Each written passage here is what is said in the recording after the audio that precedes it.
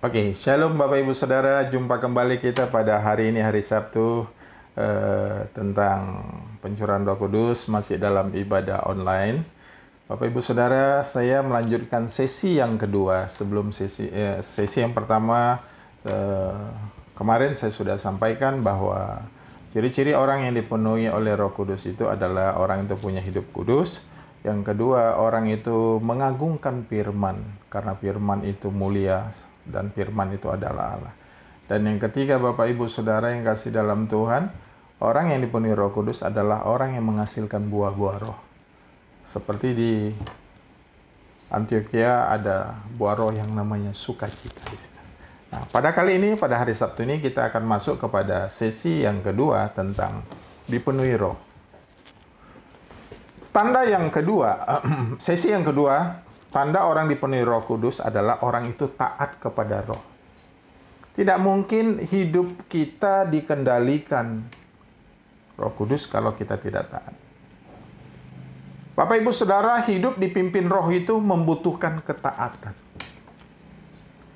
Bukan kesepakatan. Beda ya. Hidup dipimpin roh itu membutuhkan ketaatan, bukan kesepakatan. Kalau sepakat itu masih bisa ada permainan di sana. Masih ada unsur kong kali kong. Masih ada unsur main mata di sana. Masih ada unsur-unsur yang bisa disusupkan hal ketidakbenaran. Masih ada unsur-unsur kepentingan. Kalau itu namanya kesepakatan. Tapi kalau ketaatan, tidak ada unsur tawar-menawar. Yang adalah melakukan semua perintah apa yang Tuhan katakan kepada kita. Tuhan bilang berdiri, ya kita berdiri. Tuhan bilang duduk, kita duduk. Tuhan bilang berlari, kita berlari. Itu adalah gambaran taat kepada perintah Roh Kudus. Jadi Bapak Ibu Saudara yang kekasih dalam Tuhan Yesus Kristus, kalau kita tahu di dalam ketaatan tidak ada tawar-menawar, maka kita hanya melakukan apa yang Tuhan mau. Meskipun itu beresiko. Atau Bapak Ibu Saudara yang kekasih dalam Tuhan, mungkin ada hal-hal yang harus kita lakukan. Kata lain, bayar harga. Kita tetap lakukan. Mungkin kita disuruh bersaksi, resikonya orang tidak suka kepada kita. Tapi kita tetap berkata, melakukan. Itu tandanya kita taat kepada perintah Tuhan. Oleh karena itu, orang taat berani ambil resiko. Apapun resikonya, kita berani. Kita bisa bersaksi, kita bisa berkata kepada orang-orang yang belum mengenal dan menerima Kristus. Kita berkata, Tuhan itu baik. Tuhan itu juru selamat. Resiko ada, tapi kita harus tetap kerjakan. Sisi lain, kita mau berkorban atau bayar harga. Ketaatan itu tidak ada yang gratis. Ada harga yang harus dibayar. Ada harga yang harus dikeluarkan. Ada sesuatu yang harus kita korbankan. Kalau kita mau taat pada Kristus, pada Roh Kudus. Karena itu Bapak Ibu Saudara yang kasih dalam Tuhan, ketika hidup kita sudah dipenuhi Roh Kudus, maka kita akan taat kepada Dia. Sebab itu orang-orang yang taat adalah orang-orang yang tidak menentang.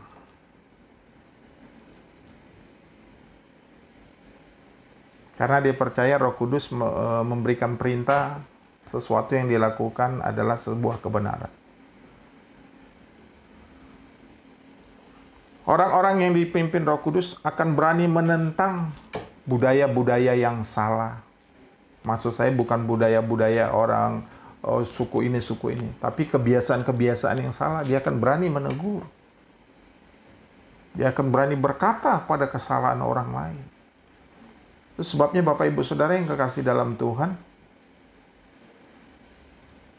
ketika dia melihat sesuatu ketidakadilan, dia akan berani menegur orang itu. Taat. Lakukan saja apa yang Tuhan perintah. Karena pada akhirnya, ujungnya, hanya semata-mata untuk mendatangkan kebaikan. Dan tidak ada sesuatu yang menyesatkan diri kita. Tidak ada sesuatu yang membuat kita akan binasa. Di dalam hal ini pengertiannya adalah taat kepada Roh Kudus. Itu tandanya hidupmu sudah dikendalikan oleh Roh Kudus. Kalau kau masih suka menentang, kalau kita masih suka memberontak, kalau kita masih suka melakukan sesuatu, yang namanya dipenuhi Roh Kudus, itu hanya kata dan pengakuan, bukan fakta. Kalau cuma kata, banyak orang berkata. Kalau cuma pengakuan, banyak orang mengaku. Tapi faktanya tidak seperti itu. Banyak orang yang berkata-kata hidupnya dipenuhi Roh Kudus, tapi masih mencuri. Banyak orang-orang berkata hidupnya dipenuhi Roh Kudus, tapi masih menipu. Tapi orang yang sudah dipenuhi Roh Kudus akan taat kepada perintah Roh Kudus itu. Ditandai dari kehidupan. Itu yang pertama. Bagian yang kedua. Yang kedua, Bapak Ibu Saudara yang kasih dalam Tuhan. Kalau kita dipenuhi Roh Kudus, kita akan menjadi saksi Kristus.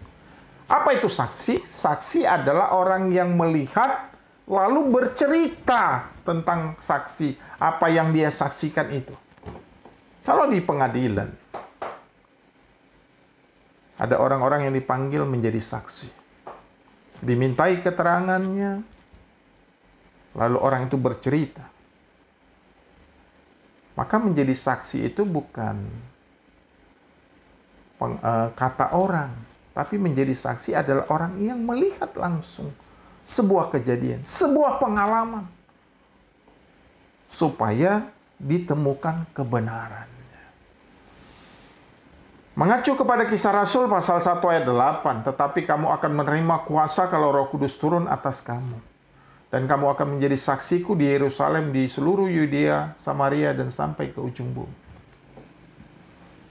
Menjadi saksi itu mulailah dari orang-orang terdekat. Dari keluarga, dari sanak famili saudara, andai tolak. Betapa egoisnya kita. Kalau masih ada keluarga kita yang belum percaya kepada Kristus. Betapa egoisnya kita kalau kita diam 1000 bahasa tentang keselamatan itu.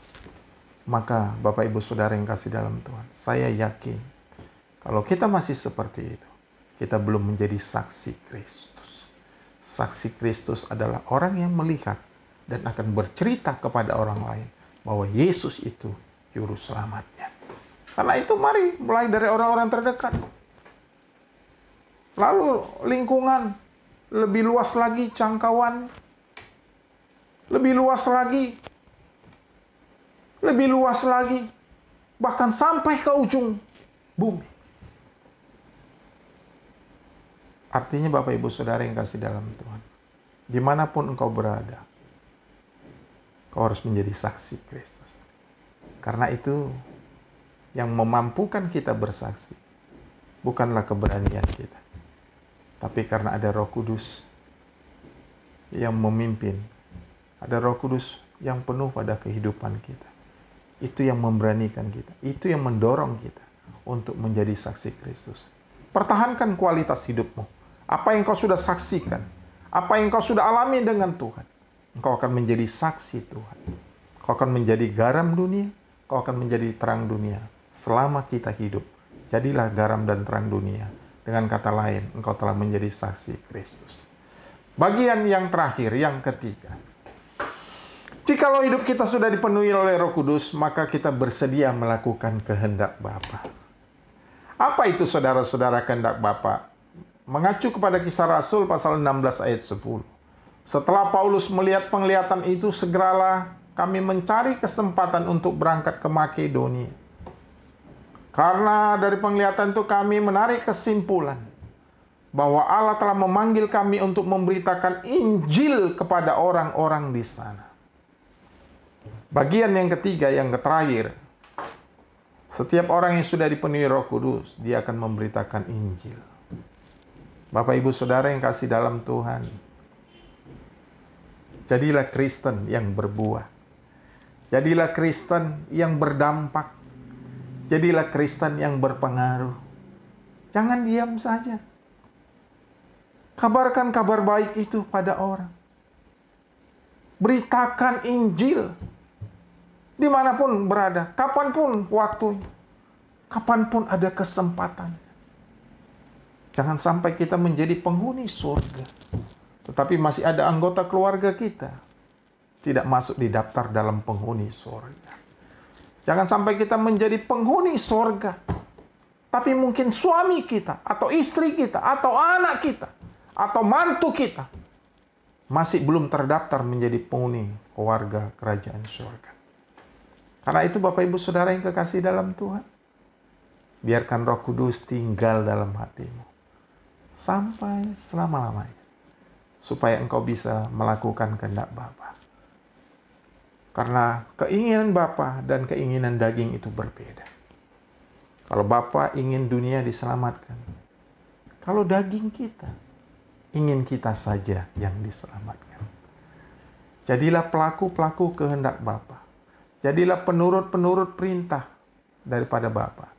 Sehingga satu hari kelak nanti, engkau bisa, keluargamu bisa, saudaramu bisa, suamimu bisa, istrimu bisa, anak-anakmu bisa terdaftar menjadi anggota kerajaan surga.